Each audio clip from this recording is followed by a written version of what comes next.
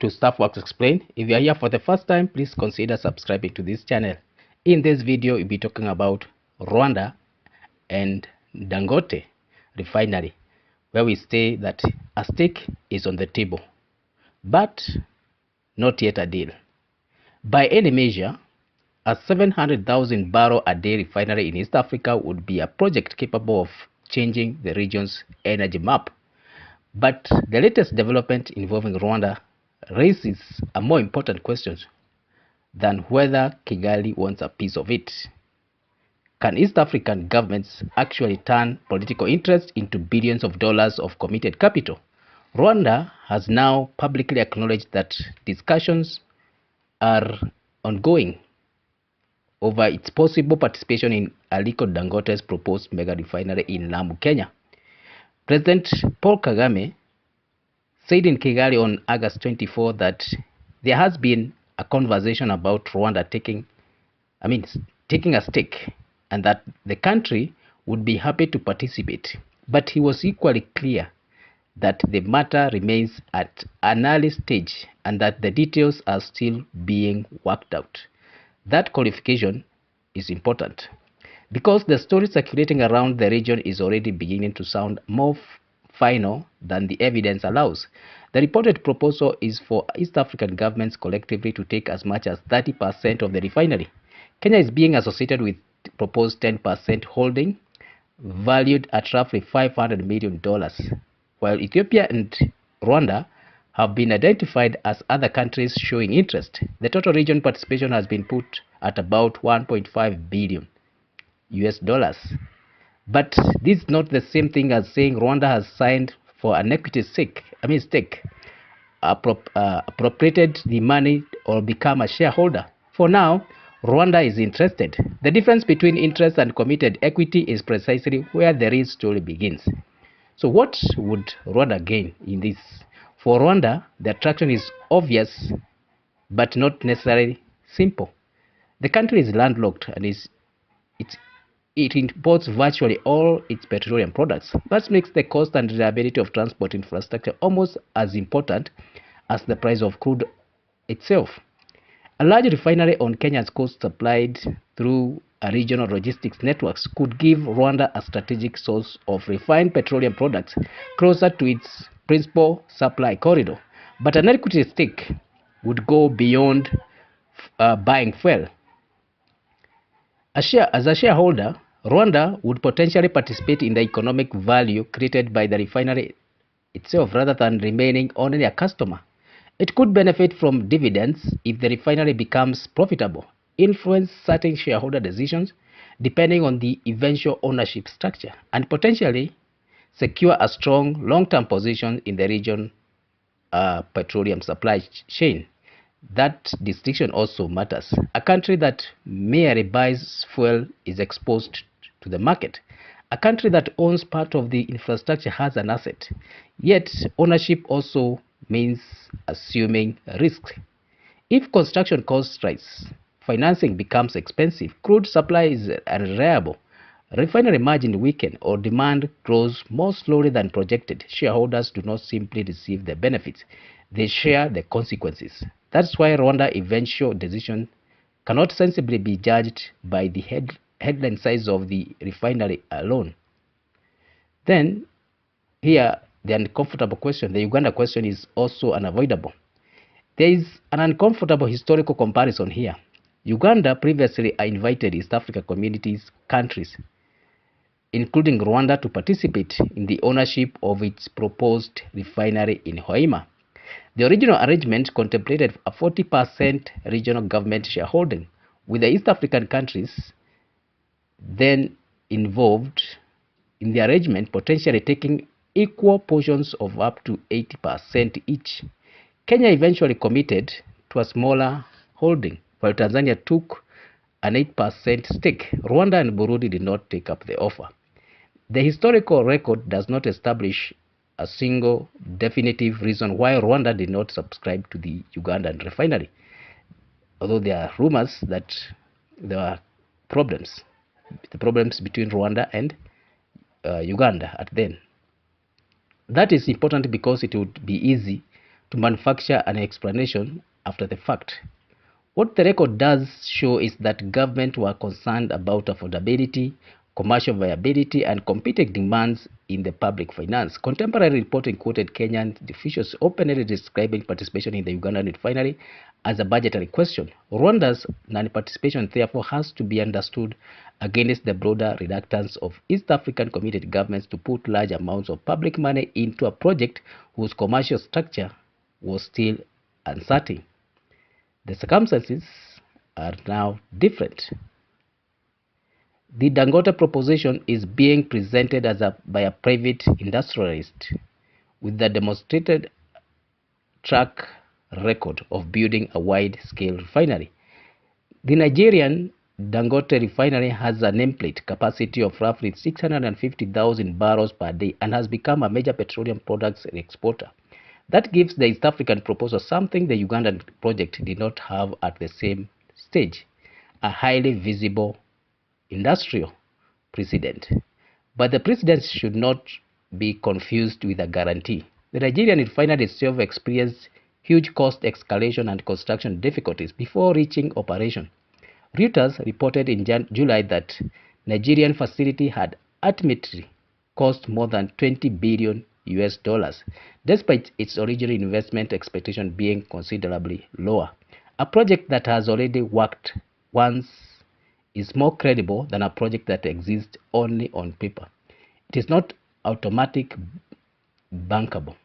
It's not automatically bankable. Then why would Dangote expect Rwanda to take the stake? This is perhaps the most revealing part of the arrangement. Dangote does not need East African government merely because they have money. He needs the region because the refinery requires a large, dependable market. A refinery of 700,000 barrels per day cannot be evaluated only on the basis of the countries in which it is physically located. Its economics depend on crude supply, product offtake, storage, pipelines, ports, shipping, financing, as well as market access. In project finance language, offtake means the commitment by buyers to purchase the output. A credible group of regional buyers can make a huge industrial project easier to finance because lenders can see where future revenues are expected to come from. That is why government participation has value even when a government is not the biggest shareholder.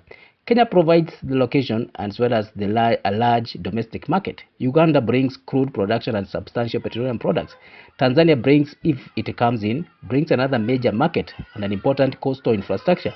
Rwanda provides inland market connected to the regional transport system. Ethiopia potentially adds a much larger consumer market.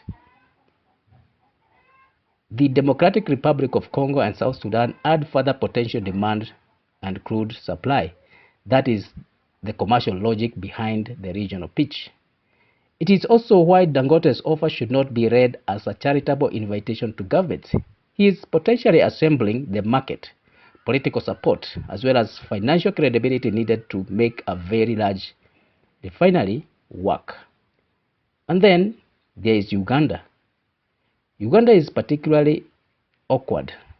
Is in a particularly awkward position. Kampala has spent years trying to develop its own refinery at Hoima. The current structure gives UAE-based Alpha MBM investment a 60% interest and the state-owned Uganda National Oil Company, UNOC, 40%. The refinery is planned at 60,000 barrels per day. These are tiny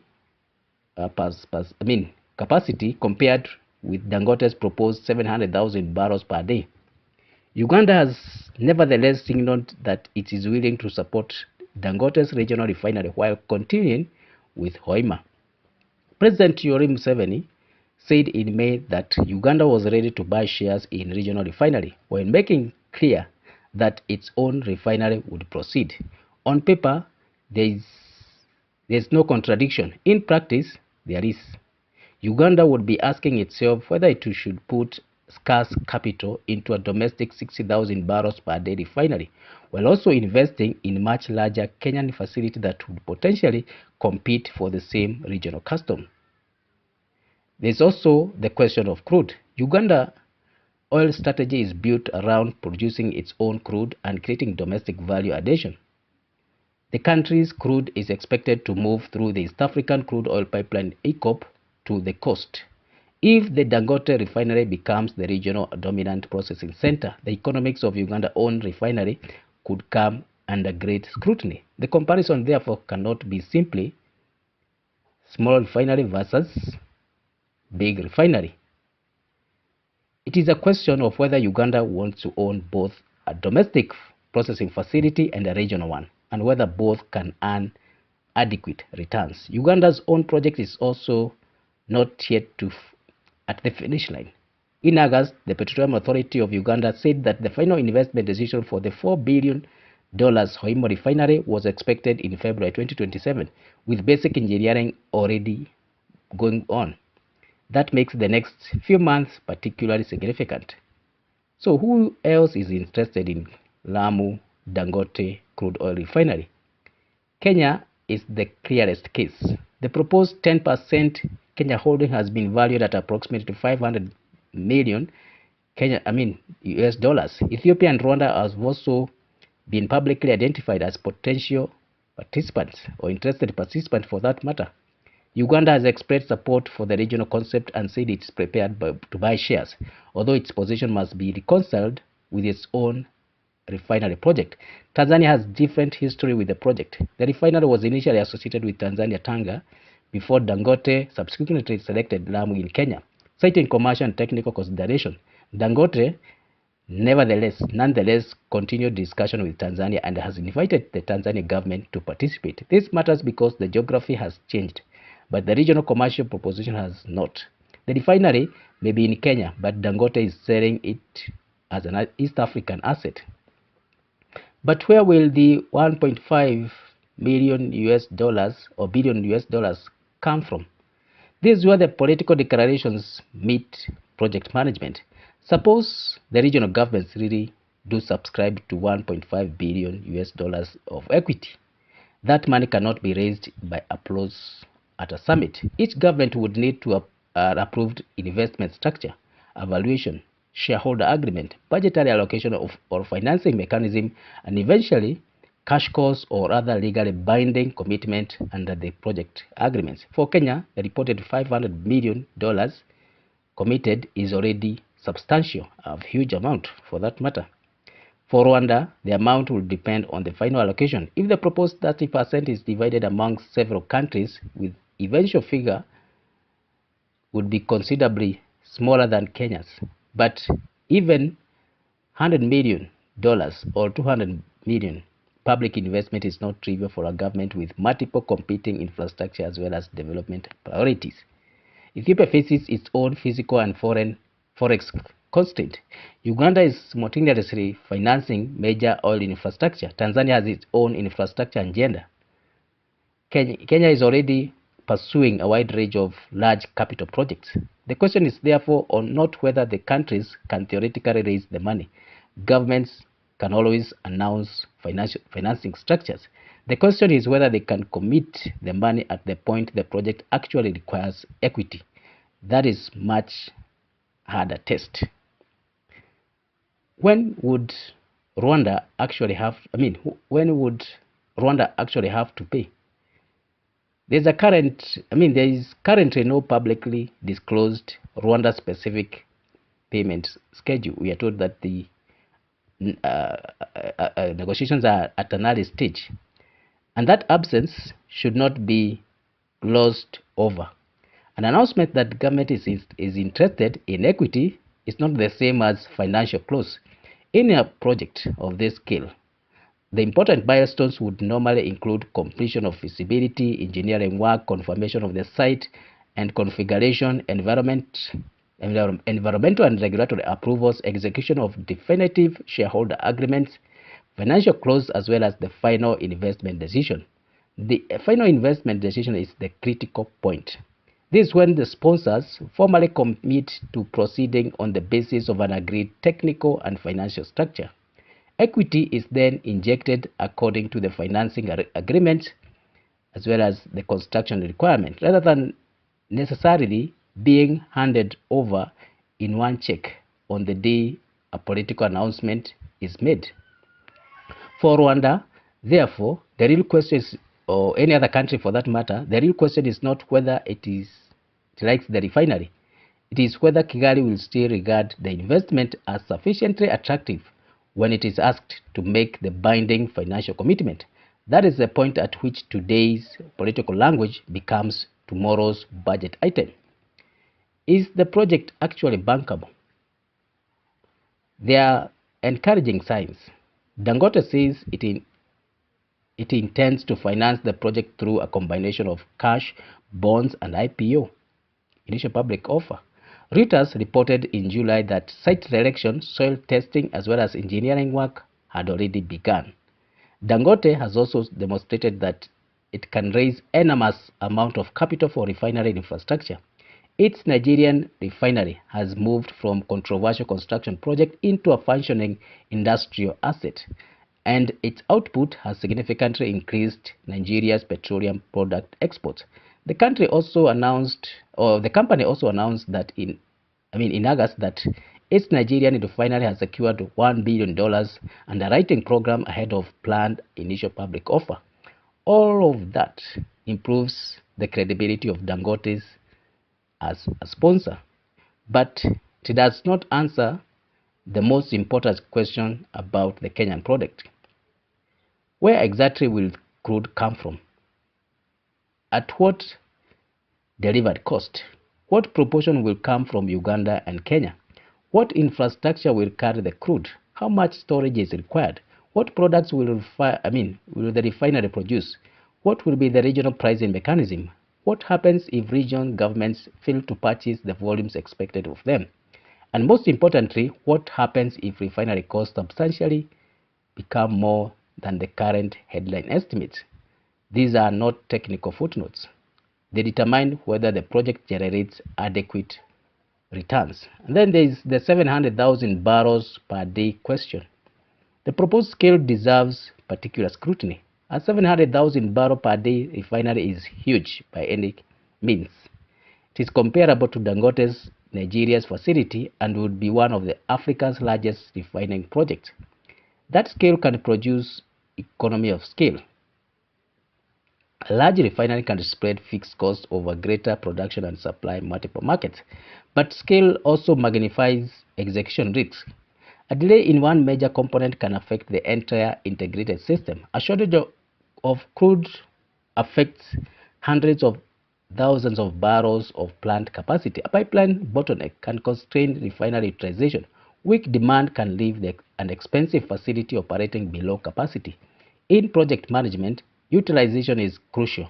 A refinery does not make money merely because it has a 700,000 barrel nameplate capacity. It makes money by processing crude consistently and selling the products at margins sufficient to cover operating cost, debt service, as well as the return expected by investors. That's why the regional market question is so important. Now, information. Where is it? Information that is coming out in pieces. There's another feature of this project that deserves attention.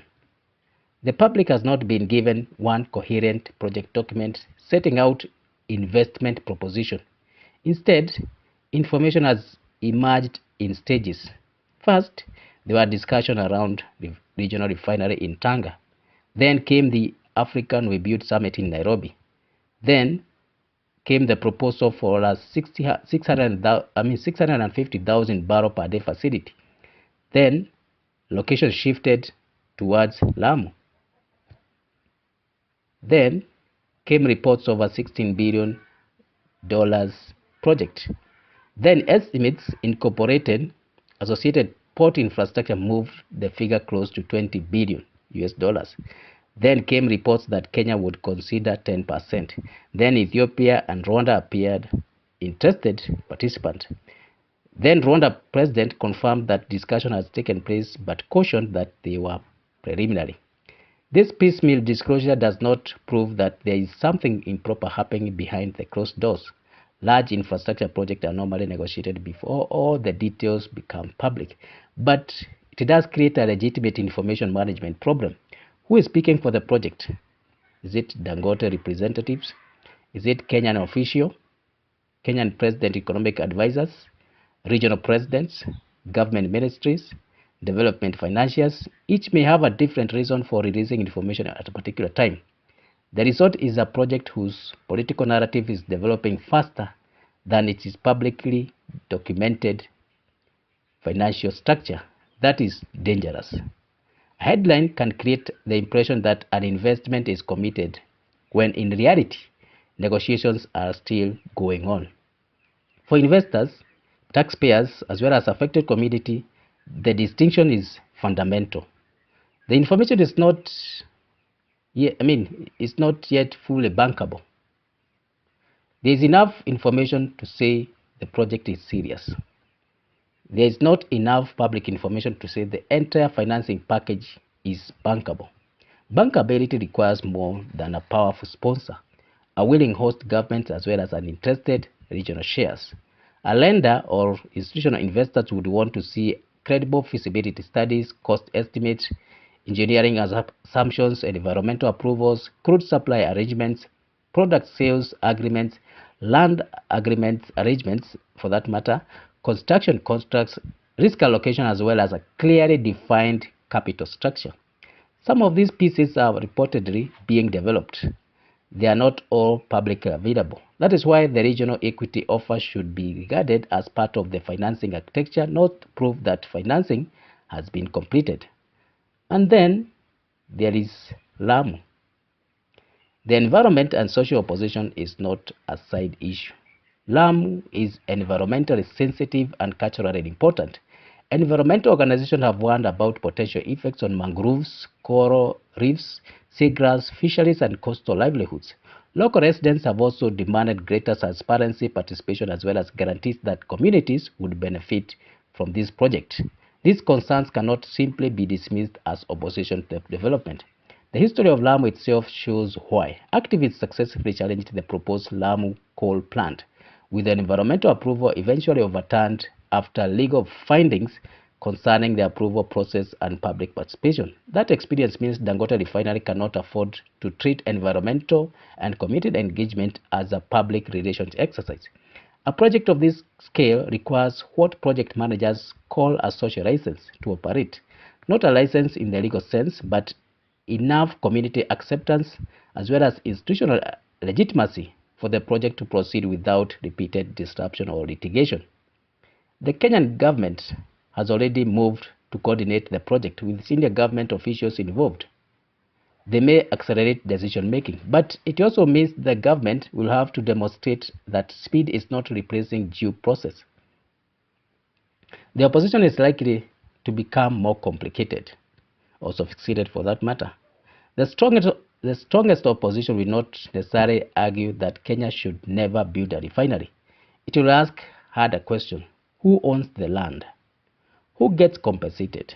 Who bears environmental risk? Who receives the jobs? What happens to fishing? What happens to tourism? What happens if the refinery becomes commercially uncompetitive? Who carries the debt if the project underperforms? And who pays if environmental damage occurs? Those are legitimate investment questions as much as they are environmental questions. Dangote and the Kenyan government therefore have an opportunity to deal with opposition before construction rather than after it. The answer should be disclosure, independent assessment, as well as enforceable commitment, not simply political messaging about jobs and energy security. The energy transition argument cannot be ignored. There is a strategic risk that government must confront honestly. A 700,000 barrels per day refinery is designed to operate for decades. Yet, transport systems are gradually moving towards electric vehicles, while governments are increasing renewable energy investment, and global investors are becoming more sensitive to carbon-intensive assets. That does not mean oil demand will disappear tomorrow. It does mean a refinery built in 2026 must be economically resilient in the 2040s and beyond.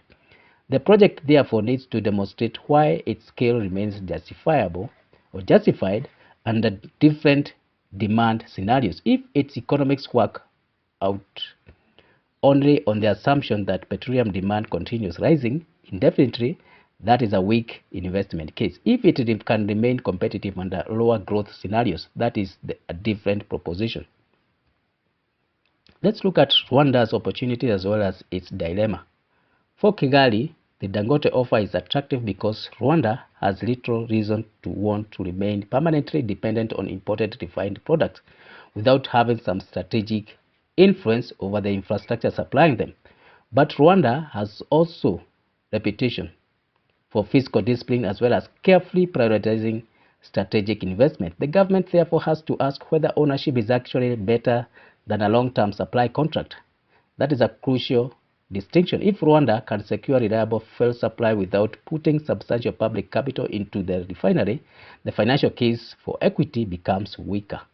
If ownership delivers dividends, preferential commercial arrangements, stronger supply security, as well as strategic influence that cannot be obtained through an offtake agreement, the case becomes stronger. The answer should come from the numbers, not the prestige of being associated with Dangote Refinery. The biggest risk may be competing priorities. This is where Uganda comparison becomes particularly useful. East African governments have repeatedly expressed enthusiasm for regional infrastructure while struggling to fund all their commitments. The region has no shortage of ambitious projects. Talk of oil pipelines, ports, railways, roads, power plants, industrial parks, as well as refineries. The danger is not necessarily that the governments will say no. It is that they will say yes to too many things.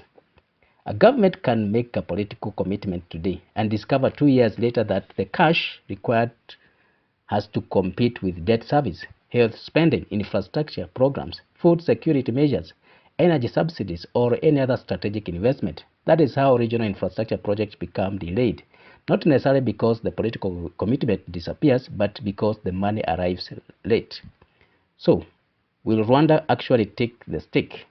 At this point, the honest answer is, just like Kagame said, it is too early to know. President Kagame's statement is meaningful because it removes doubt about Rwanda's willingness to participate. But it does not establish the final size of investment, the price of shares, the payment schedule, the shareholder rights, as well as the conditions under which Kigali would commit. The same caution applies to several other governments. Kenya's reported 10% interest is much more concrete politically, but the project still has to move through investment process. Ethiopia's interest is significant because of the size of its market, but interest is not an appropriation. Uganda's support is politically clear, but its own Hoima refinery complicates the investment decision. Tanzania remains commercially relevant even after losing the proposed refinery location to Lamu. That leaves Dangote with an interesting proposition. He has created a queue of interested governments before all the terms of transactions are public. The next test is whether those governments remain in the queue when the bill arrives. The bigger lesson from Uganda. The Uganda refinery experience should be treated as a warning rather than a merely competing project. For more than a decade, Uganda and West African governments have discussed regional ownership of petroleum infrastructure. The recurring problem has not been lack of political enthusiasm. It has been converting that into legally binding, fully funded commitment. That is why Dangote projects should be judged by milestones, not speeches, not summit photographs, not announcement of interest, not percentages quoted at investment conferences. The milestones that matter are engineering completion, environmental approval, definitive investment agreements, community or committed equity, debt commitment, crude supply contracts, product offtakes, agreements, financial close, as well as ultimately the final investment decisions. Until those pieces are assembled, the refinery is a very promising project, not yet a completed financing proposal or proposition. The bottom line, Rwanda's entry into the conversation is strategically sensible. The country is growing petroleum product market. It's a growing market for that matter. It needs reliable regional supply routes, and an equity position could give it a seat at the table rather than leaving it permanently as a buyer. But Kigali should be careful. The fact that Dangote successfully built one of the world's largest single-train refineries makes the East African proposal credible. It does not remove construction risk, crude supply risk, financing risk, as well as market risk and environmental risk. Nor should Kigali or Rwanda allow the political appeal of owning part of a landmark African project to be a substitute for a proper investment case. The same standards should apply to other countries, Kenya, Uganda, Tanzania, and even Ethiopia. There is also a larger issue of East Africa. If the region truly believes that a giant refinery is necessary for energy security and industrialization, the government should now move the discussion out of the realm of political announcement and into transparent project financing process. They should publish the ownership framework, broad financing structure, explain the crude supply assumption, explain who will buy the products, explain when shareholders' capital will be required, explain guarantees, explain the environmental safeguards, explain what happens if costs rise, and what happens if one of the governments that has expressed interest ultimately cannot pay. That is how a regional project becomes credible. The Dangote refinery may eventually become one of the East Africa's most consequential industrial investment. It could reduce dependence on imported refined fuel, strengthen regional energy security, create a new coastal industrial hub, and give East African government a direct financial interest in a strategic petroleum infrastructure. But there is a danger in celebrating the project too early. The real announcement will not be that Rwanda is interested. It will be the day Rwanda signs, appropriates the money, and pays its equity contribution. The real announcement will not be that East Africa has been offered 30%. It will be when 30%, when that 30% is legally allocated, financially subscribed, and backed by cash. And the real test of Dangote Regional Refinery will not be whether governments believe in it. It will be whether the numbers survive independent scrutiny. That's the point at which promising Africa mega project stops being a story and becomes an asset. So thank you for reaching this far. If you are here for the first time, please consider subscribing to this channel. You can also watch other videos that you have made on this refinery, other projects in Kenya, East Africa, and also in Africa at large. So thank you, and let's meet in the next one.